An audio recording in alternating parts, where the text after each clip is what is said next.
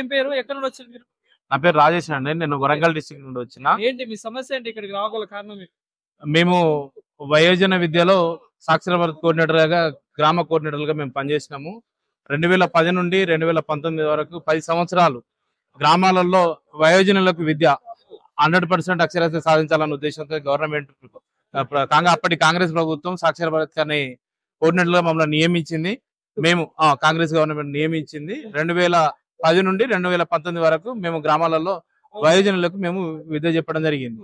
వయోజనులకు విద్య చెప్పడంతో పాటు గ్రామాలలో ఒక జూనియర్ పంచాయతీ కార్యదర్శి ఎలాంటి పనులు చేస్తారో అలాంటి పనులన్నీ మాతో చేయించుకోవడం జరిగింది. ఇంటి పనులు వసూలు చేసి మొదలు పెడితే బీఆర్ఎస్ గవర్నమెంట్ లో స్వచ్ఛ భారత్ అని మరుగుదొడ్ల విషయంలో గానీ, బీఆర్ఎస్ గవర్నమెంట్ ప్రవేశపెట్టిన రైతు బంధు సర్వే గానీ, మిగతా ఎలాంటి గవర్నమెంట్ సర్వేలు వచ్చినా అవన్నీ మాతోనే చేయించుకున్నారు. స్టిల్ ఇప్పటికి కూడా మేము అక్కడక్కడ చాలా విలేజ్లలో ఎలక్షన్ కమిషన్ కింద బిఎల్ఓలుగా కూడా పనిచేస్తా ఉన్నాం. అయినా కూడా మమ్మల్ని 2010లో మమ్మల్ని విధుల నుండి తొలగించేళ్ళు. అప్పటికి మేము బీఆర్ఎస్ గవర్నమెంట్ మీద మేము పోరాటం చేస్తున్నాం. ఎందుకు తొలగించాలన్నట్టు? ఇది స్కీమ్ ఎట్లాంటిది అంటే government 60-40 state government central government 60-40% నిధులతో నడిచేది. కేంద్ర ప్రభుత్వం ఎత్తేసేసరికి స్టేట్ గవర్నమెంట్ కూడా తీసేయాల్సిన పరిస్థితి వచ్చేది. అయినా కూడా మేము బీఆర్ఎస్ గవర్నమెంట్ ని మేము విలేజ్ లో ఏమేమి పనులు చేశామో వాళ్ళందరికీ వివరించాము. మంత్రులు కూడా బీఆర్ఎస్ గవర్నమెంట్ ఉన్న సమయంలో అప్పటి ఈటల రాజేందర్ గారు, వినోద్ గారు కూడా మేము కరీంనగర్ లో సభ పెడితే వాళ్ళు వచ్చి మాకు హామీ కూడా ఇచ్చారు. పల్లరాజేశ్వర రెడ్డి గారు కానీ, కేటీఆర్ గారిని, కేసీఆర్ కూడా కలవడం జరిగింది. తప్పనిసరిగా మేము విధులకు తీసుకొని ఆల్టర్నేట్ గా మీకు ఏదో ఒక డిపార్ట్మెంట్ లో మేము కలుపుతాము, మీకు మళ్ళీ మిమ్మల్ని ఉద్యోగాలు మీకు ఏదైనా ఒక విధంగా మేము ఇస్తామని చెప్పేసి మమ్మల్ని కాలయాపన చేసి మమ్మల్ని నమ్మించి చాలా రోజులు మేము ధర్నాలు చేస్తున్నాము. విలేజ్లలో చేసినాం, మండలంలో చేసినాం, జిల్లా కేంద్రంలో చేసినాము. ఇదే రాజధాని హైదరాబాద్ లో కూడా మేము ప్రగతి భవన్ ముట్టడి, అసెంబ్లీ ముట్టడి కూడా చేసినాం. మమ్మల్ని అక్కడక్కడ ఈ ప్రభుత్వం ఏమన్నది మీ పట్ల? వాళ్ళు ఏ డిసిషన్ తీసుకున్నారు అసలు? అప్పుడున్న బీఆర్ఎస్ ప్రభుత్వం మమ్మల్ని తీసుకుంటాము, విధులకు తీసుకుని ఏదో ఒక డిపార్ట్మెంట్ లో మెర్జ్ చేస్తా అని చెప్పేసి మాకు హామీ ఇచ్చి విస్మరించింది.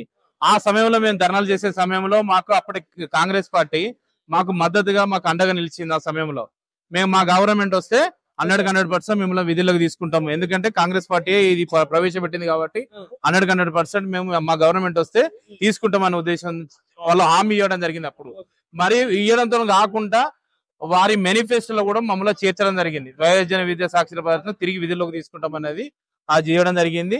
మరీ ముఖ్యంగా ఇప్పటికి కాంగ్రెస్ గవర్నమెంట్ మేము వేడుకునేది ఏంటంటే, అప్పుడు మీరు అండగా ఉన్నారు, బీఆర్ఎస్ గవర్నమెంట్ మమ్మల్ని తీసేస్తే మీరు అండగా ఉన్నారు, మీరు మాకు హామీ ఇచ్చేళ్ళు.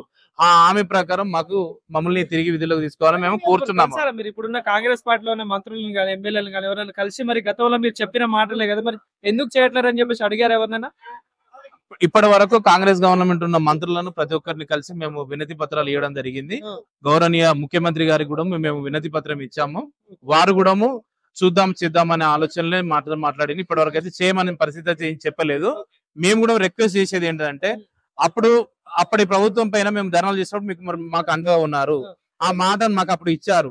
అప్పుడు రాహుల్ గాంధీ గారు కూడా ఇక్కడ మనకు జోడో యాత్రలో వచ్చినప్పుడు కూడా మేము మన రాహుల్ గాంధీ గారికి మేము ఫ్లెక్సీ పట్టుకొని మేము చూస్తే రాహుల్ గాంధీ గారు మా దగ్గరికి వచ్చి కూడా సాక్షర భారత్ అంటే ఏంటిది అని మమ్మల్ని అడిగేసి పక్కన అప్పుడు రేవంత్ రెడ్డి గారు పక్కనే ఉన్నారు.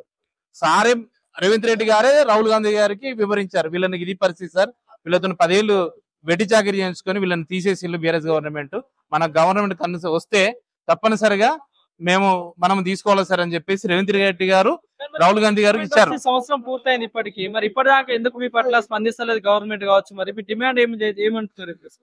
మమ్మల్ని అందుకే మేము అంటున్నాం, మాకు ఇచ్చిన మాటను మీరు నిలబెట్టుకోవాలని మంత్రులకి, ముఖ్యమంత్రి గారికి, ఎమ్మెల్యేలకి, ప్రతి ఒక్కరికి మేము విన్నవిస్తున్నాం.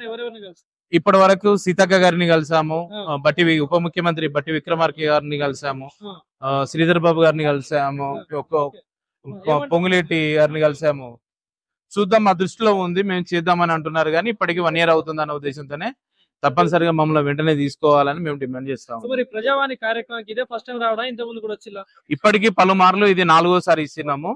అయినా కూడా ప్రభుత్వం నుండి ఎలాంటి స్పందన రావట్లేదని మేము తిరుగుతా ఉన్నాం. ఇక్కడ సమస్యల పరిష్కారం దొరుకుతుంది ఒక పక్క ప్రభుత్వం అంటా ఉంది, మరి ఇక్కడ మీరు ఇప్పటికీ చాలా సార్లు వచ్చిన అంటున్నారు. మరి ఏం జరుగుతుంది లోపల? అసలు అధికారులు ఏమంటా ఉన్నారు? అసలు దాని వల్ల సమస్య అంటే ఇప్పుడు రిజల్ట్ ఏమైనా వస్తుంది అసలు మీకు? రిజల్ట్ అంటే ఇక్కడ ఉన్న ఫైల్ ని మేమైతే ఇక్కడ దరఖాస్తు పెట్టుకున్నామో పై ఆఫీసర్లకు వాళ్ళు ఫార్వర్డ్ చేస్తా ఉన్నారు.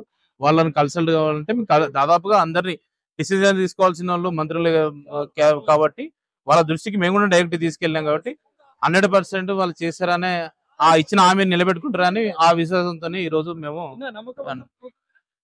చేస్తారని అయితే నమ్మకం ఉంది. ఎందుకంటే కాంగ్రెస్ గవర్నమెంట్ అప్పుడు ప్రవేశపెట్టింది కాబట్టి కాంగ్రెస్ పార్టీ మాత్రం తీసుకుంటారనే ఆశ అయితే మాత్రం ఉంది మాకు.